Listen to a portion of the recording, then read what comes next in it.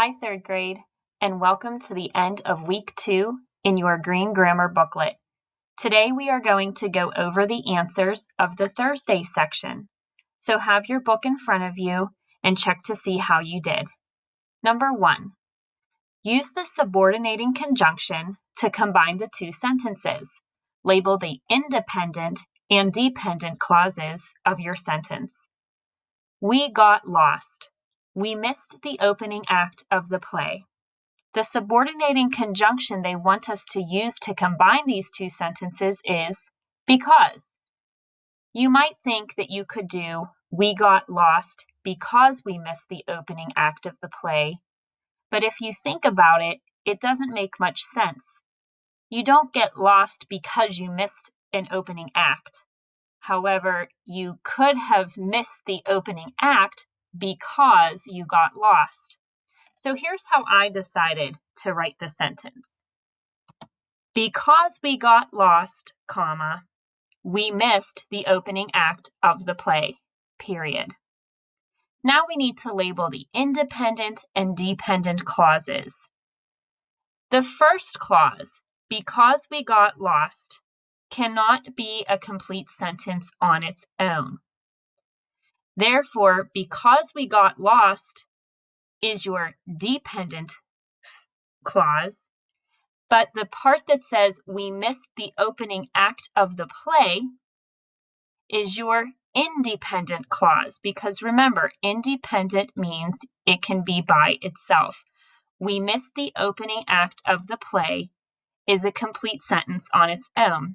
So therefore, that's the independent clause.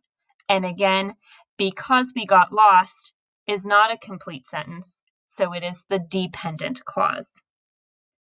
Number 2 says, identify if the sentence is simple, compound, or complex. I brushed my teeth, and then I went to bed. You can notice here that I brushed my teeth would be a complete sentence. Then I went to bed would be another complete sentence. Because there are two independent clauses there, this is a compound sentence. Number 3, use descriptive language to rewrite the sentence. The student ran to school. I'm going to jazz this sentence up by saying, the late student frantically ran to school. I decided to use an adjective late and an adverb frantically to make this sentence more descriptive. Number 4 says, find a word with a prefix or a suffix that matches the definition in parentheses. My tiny dog is blank and will charge a pit bull.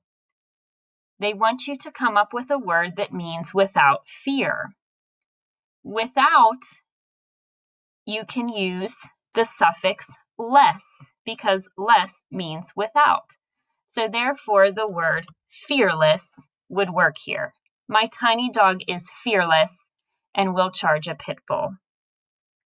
Finally, number 5, use context clues to determine the meaning of the underlined word.